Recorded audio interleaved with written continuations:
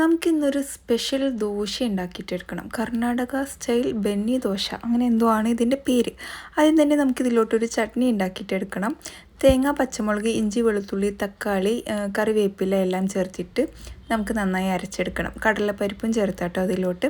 ഇനി നമുക്കിതൊന്ന് താളിച്ചെടുക്കണം. കടുക്, കറിവേപ്പില, ചുവന്ന മുളക് ചേർത്തിട്ടോ. അപ്പോൾ ഇതൊന്ന് മാറ്റി വയ്ക്കാം. നെക്സ്റ്റ് നമുക്ക് വേറൊരു ചട്നിയും കൂടി ആവശ്യമുണ്ട്. വലിയ ഉള്ളി ചേർത്ത് കൊടുക്കാം. അതിനുശേഷം ചുവന്ന മുളക് ഒരു 5-6 എടുത്ത് കൊടുക്കുന്നുണ്ട്.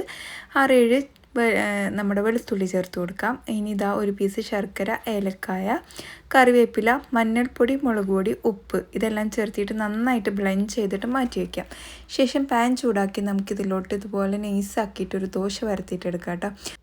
ദോശയുടെ മുകളിൽ നമുക്ക് കുറച്ച് ഓയിലും കൂടി ഇതുപോലെ ഒന്ന് സ്പ്രെഡ് ചെയ്ത് കൊടുക്കാം. ശേഷം നമ്മൾ സെക്കൻഡ് ടൈം അരച്ച് വെച്ചില്ലേ ആ ഒരു റെഡ് ചട്നി, കാര ചട്നി എന്നാണ് കേട്ടോ ഇതിന് പറയുക.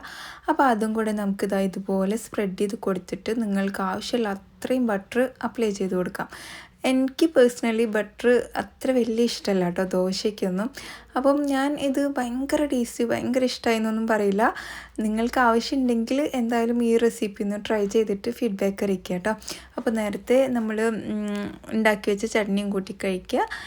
അപ്പോൾ എന്താ ദോശ നന്നായിട്ട് മുരിച്ചെടുക്കാൻ മറക്കരുത് കേട്ടോ. അപ്പോൾ ഈ റെസിപ്പി ഇഷ്ടമായിച്ചാൽ ഷെയർ ചെയ്യാനും ലൈക്ക് ചെയ്യാനും കമൻറ്റ് ചെയ്യാനും മറക്കരുത്. ബൈ.